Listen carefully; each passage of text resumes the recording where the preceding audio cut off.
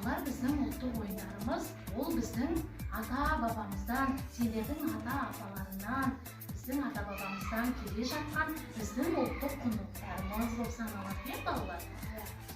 Сендер ойын ойнаған жақсы көресіңдер ғой, иә? Жақсы. Сендер ұлттық ойындардың қандай түрлерін білесіңдер?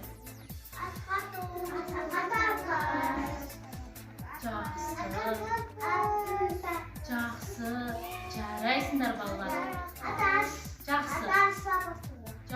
Соның ішінде балалар, біздің ұлттық ойындарымыздың ішінде асық ойыны біздің асыл мұрамыз екен балалар. Ендеше бүгін біз сендермен қанталапай ойынын ойнайық, иә? Қанталапай ойынын білеміз бе? Балалар, жарайсыңдар. Қанталапай ойынын қандай ойын ойнамас бұрын, ең бірінші сол ойынның ережесімен танысып алады екенбіз. Мен сендерді қазір қанталапай ойынның ережесімен таныстырайын, иә? Жақсы. Балалар,